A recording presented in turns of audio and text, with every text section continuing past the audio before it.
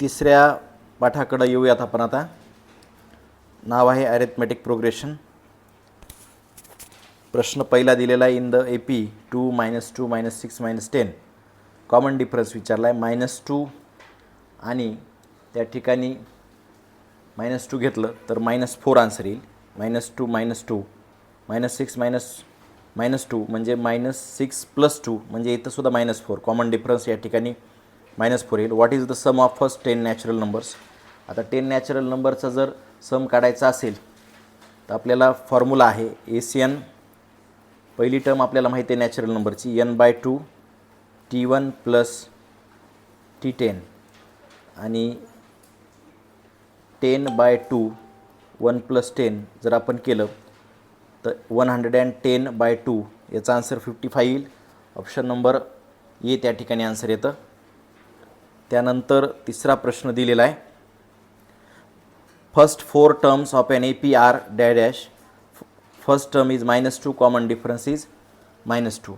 Common difference जर -2 या ठिकाणी घेतला तर ए तुमचा -2 आहे, डी पण तुमचा -2 आहे.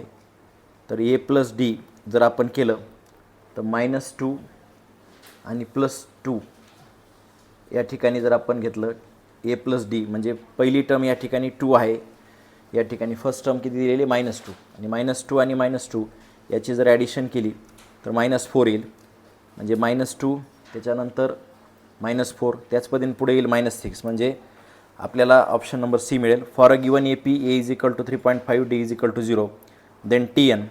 तर TN ची व्हॅल्यू काढायची. TNचा formula A + n - 1 × D.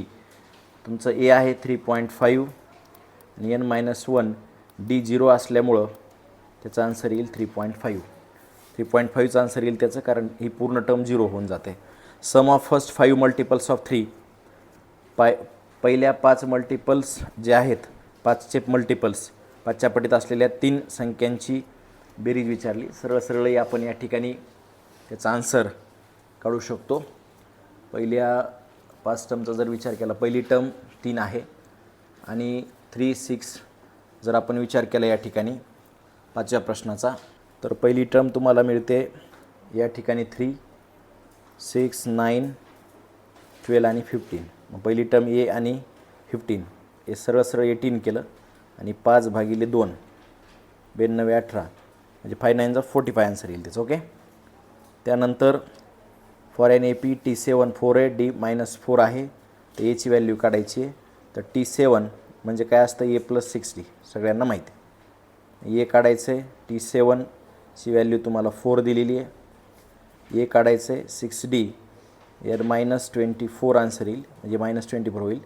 A = 4 + 24 28 answer येईल. -24 इकडे गेल्यावर प्लस होतील. ऑप्शन नंबर काय येईल डी त्या ठिकाणी येऊन जाईल. 28 त्याचं आन्सर आहे. एवढे क्वेश्चन आले होते. त्यानंतर 1 मार्कच्या क्वेश्चनमध्ये find second and third term of AP whose first term -2 common difference -2 तोच क्वेश्चन आहे आता जो आला होता -4 -6 MCQमध्ये.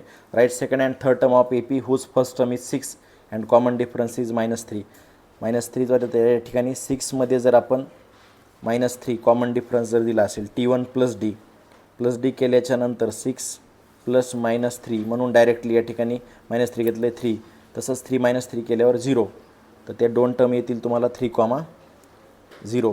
त्यानंतर तिसऱ्या प्रश्नामध्ये find the first term and common difference of an AP तुम्हाला दिलेलं आहे 1 2 7 1 3 5 1 4 3 1 5 1. यामध्ये T1 आहे 1 2 7 T2 कॉमन डिफरन्स जर काढला तर 8 येईल. फर्स्ट टर्म A आणि कॉमन डिफरन्स D. अतिशय सोपे प्रश्न या ठिकाणी असतात. चौथा प्रश्न तुम्हाला दिलेला आहे. Find the common difference of the following AP.